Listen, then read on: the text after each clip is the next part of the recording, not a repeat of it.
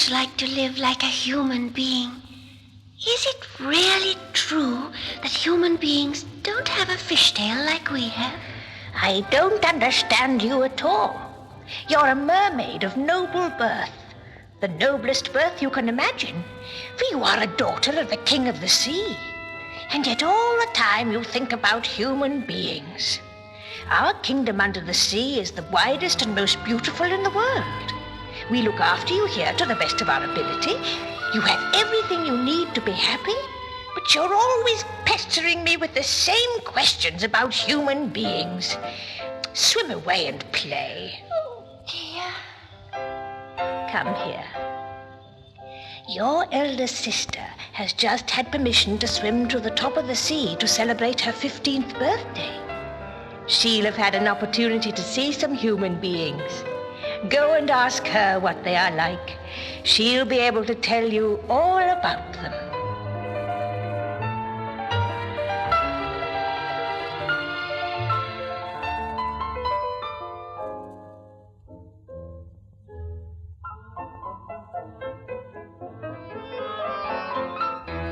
Tell me, dear sister, is the country where men live a beautiful one? Oh, it's not at all bad.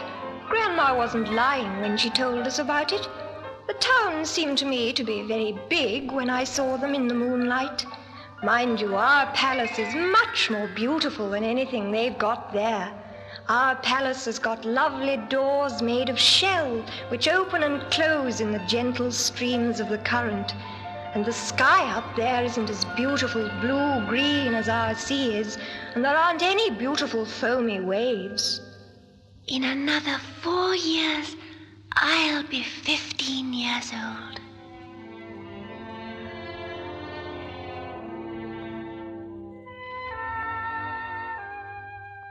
Tell me, dear sister, is the country where men live a beautiful one? I saw white icebergs as tall as our palace floating on a grey sea, and the northern lights dazzled me with their brilliant colours. But did you see any men? Oh, you never dream of anything else but men. It must be for that reason you took the statue of the little boy we found in the hold of the wrecked ship and put it in your garden. Well, I've seen men, and they don't seem very extraordinary to me. Our silver tails are much more graceful than the funny little sticks they call legs. Another 3 years before I can go. My 2 sisters are very lucky to have been born before me.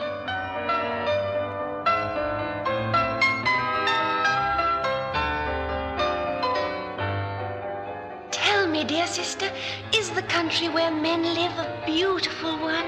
I was very bold and swam right up a broad river. I saw beautiful green hills with castles and farms surrounded by magnificent trees. I heard birds singing. Their voices are as beautiful as ours are. In a little creek, there were some children swimming quite naked. When they saw me, they ran away, and a horrible animal with 4 legs and long black hair came to the edge of the water and barked at me, just like seals do when they howl at the moon.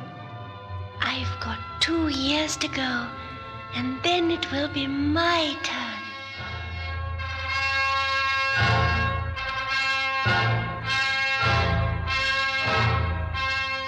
Tell me, dear sister, is the country where men live a beautiful one?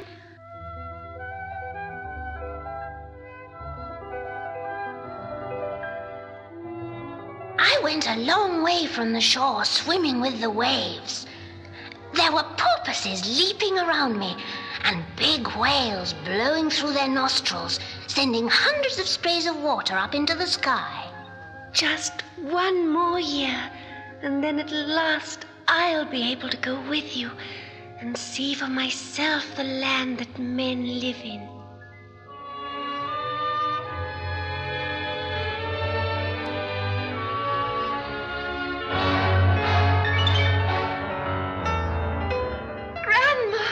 Grandma, I am 15 years old today.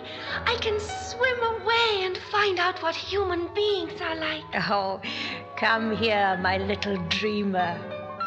For your wonderful journey, I want you to be more beautiful than ever. Let me comb your long black hair and twine pearl necklaces into it. What big shiny eyes you've got. They're like sapphires. Now, don't move. I'm going to tie oyster shells to your tail. Oh. That's a sign of your noble birth. Oh, they are very heavy. I'm so impatient to get away. Oh, you've got to put up with a certain number of things in order to be beautiful. You can't swim around the ocean dressed like any ordinary mermaid. You've got to be dressed properly. There, my little pearl. You're even more beautiful than your sisters. Goodbye, goodbye, Grandma. I feel as light as a bubble of air. I think I'll burst with joy when I get into the sunlight.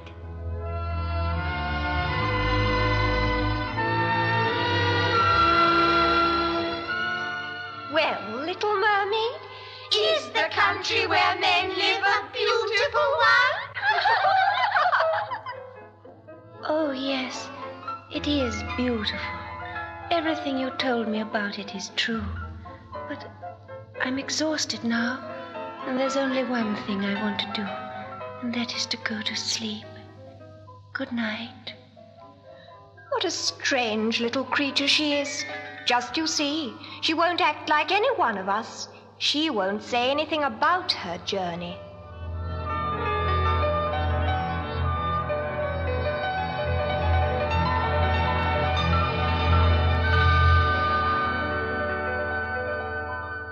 Dear statue in my garden, you're the only one I'm going to tell about my journey. You come from up there, and you're the only one who can really understand me. Moreover, you look very like my handsome prince. When I reached the surface of the sea, the sun had just set.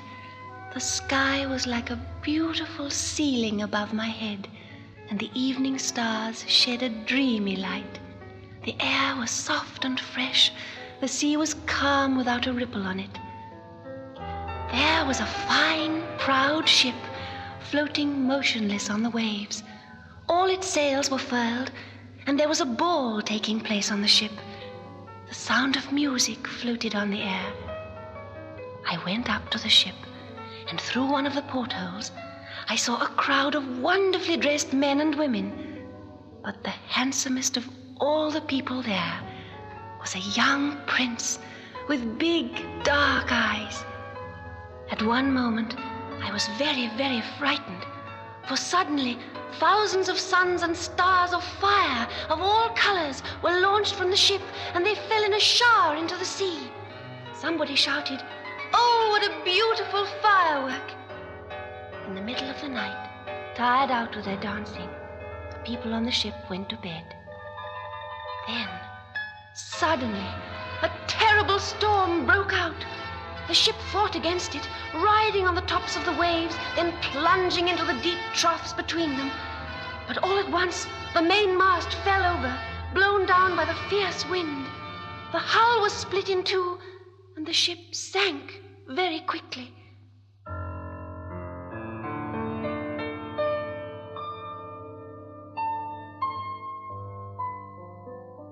I swam around amongst the wreckage, looking for my handsome prince, and I found him fighting desperately. Do you know, statue, at first I was happy to think he was coming down to my father's palace. Then I remembered that men die when they come to the bottom of the sea. So as he was fainting, I held him up and kept him from sinking beneath the waves. When day came, I took him very gently and laid him on a sandy beach. I hid myself behind a rock, and I saw a group of young girls coming out from a big white hut.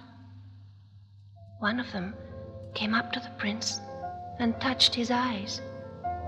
He opened them and smiled. After that, they took him into the big hut.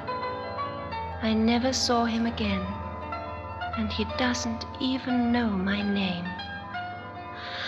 And that is why I'm so sad, because he doesn't know it was I who saved him.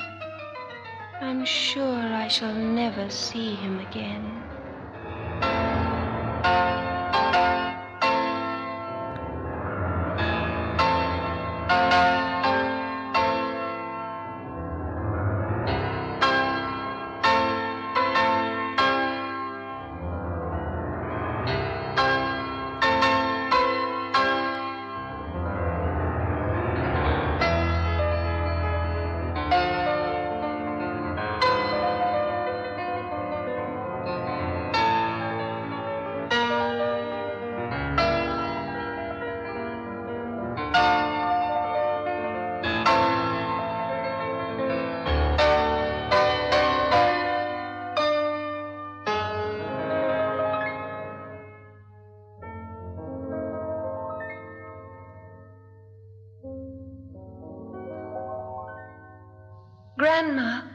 I'd like to ask you a question. Well, If men aren't drowned, can they live forever and ever? oh no, they die much quicker than we do.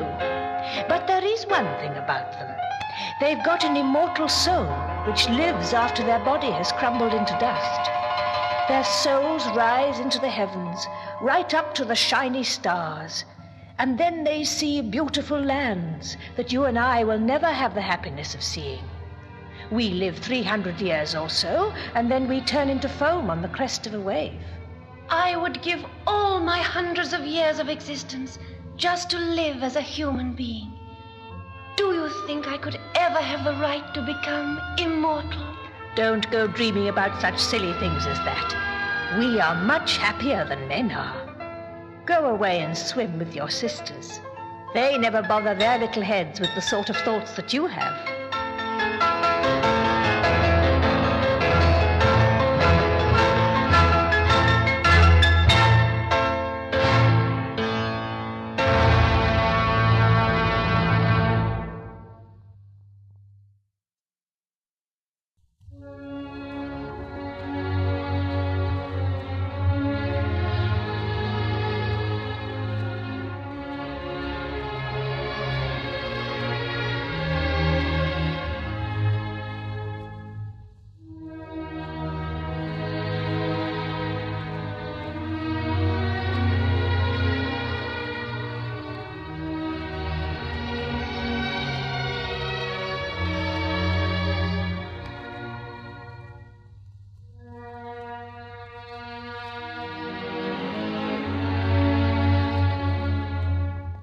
Well, little girl, it must have required a lot of courage for you to come and see me. You had to swim into all my whirlpools, hadn't you? And then you had to go past my sea serpents and escape their twining coils and their 1,000 gaping mouths that were ready to eat you. Oh, Mistress of the Dark Depths, I was terribly frightened. I knew you were. I knew you were. And you've done all this simply because you want to see your dark-eyed prince again. You're very, very silly, my dear creature. You want to get rid of your beautiful fish tail and have 2 funny little sticks in its place so that you can meet your handsome prince and make him fall in love with you. Huh? It's true, nevertheless, that if he married you, you would get an immortal soul. Well, since you ask me, I'm going to make you a special potion that you must swallow when you land. I warn you, you'll feel a terrible pain, as if somebody were cutting your body in 2 with a sword when your tail's turned into 2 legs. You'll be able to walk very gracefully, but every step you take will be agony for you. You understand? Yes, I understand. Once you become immortal, you won't be able to become a mermaid again. And if the prince doesn't marry you, you'll die on the very day that he marries another girl. I understand. There's just one more thing. You're going to pay for the privilege of getting a pair of legs. I'm going to put some of my own blood in the potion, so it's only fair that you should agree to sacrifice something too. You have the most beautiful voice in the world.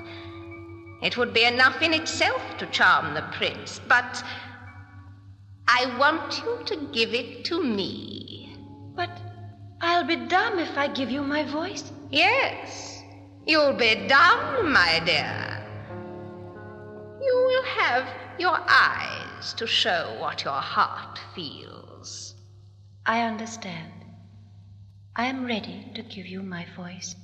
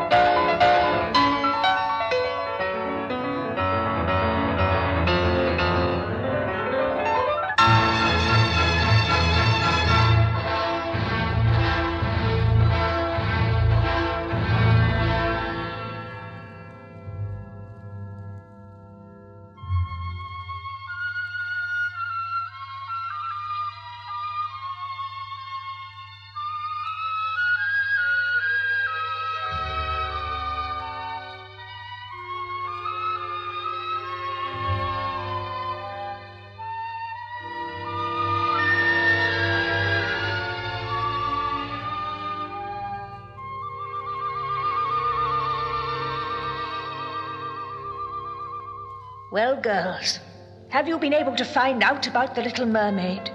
Is it true what my spies have told me, that the sea witch changed her tail into 2 legs so that she could go to the prince's country? Yes, Grandmother, it's true. We swam to the foot of the marble staircase that comes down into the bottom of the sea, and we saw the little mermaid.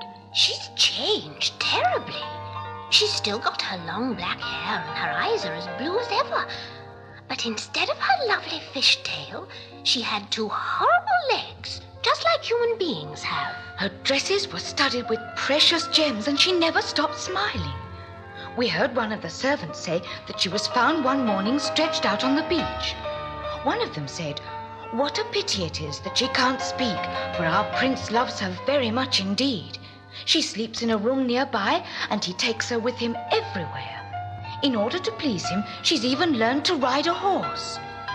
Grandma, you know what a horse is? Of course I do, but that's not important.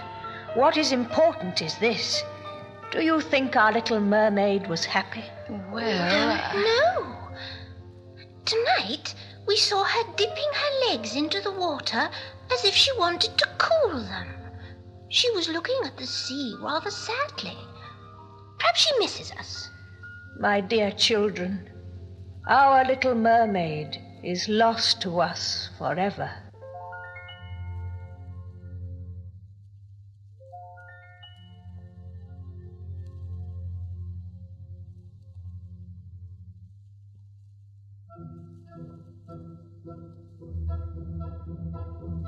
Sea witch, you can be satisfied. Here I am, the old queen, coming to ask you for help. What a wonderful day indeed. And you're begging for help from me.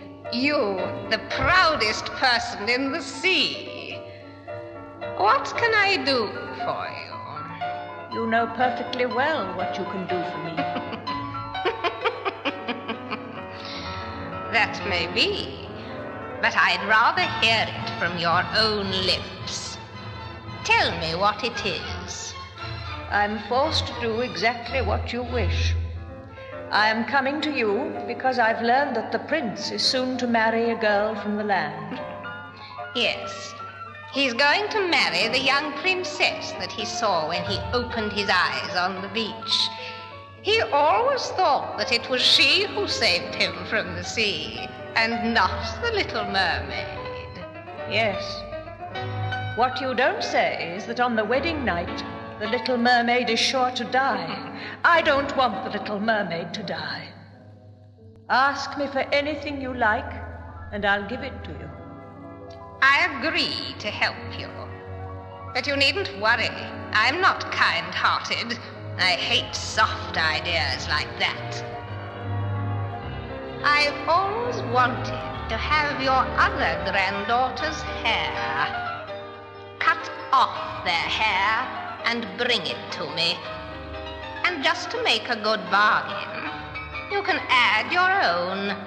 I'm completely in your power. What will you do in exchange? I'll give you a dagger for the little mermaid. On the wedding night, when the prince and his wife have gone to sleep, she can plunge this dagger into his heart. His crimson blood will flow over the mermaid's feet, and gradually she'll get her fish tail back again. All she'll have to do then is to swim away into the waves and live again with you, just as she used to. I warned her about it. I warned her. I warned her.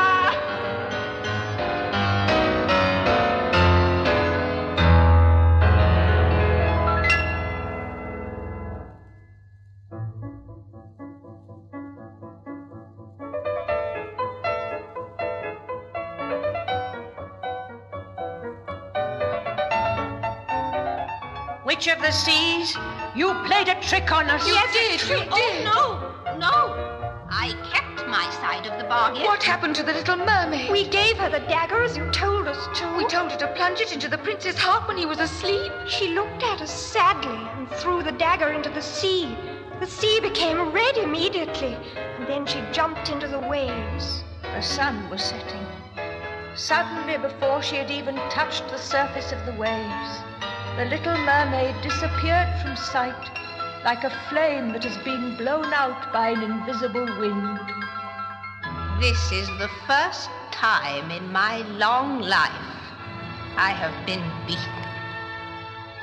Thanks to her love, the little mermaid has been triumphant over me. She sacrificed herself so that the prince could be happy with his young wife. She has become a spirit of the air. Will we ever see her again? No, you will never see her again. She is lost to you forever. From now on, she will have an immortal soul, and she will fly with her companions in the deep blue of the skies. All her past sadness is forgotten. She has found eternal happiness.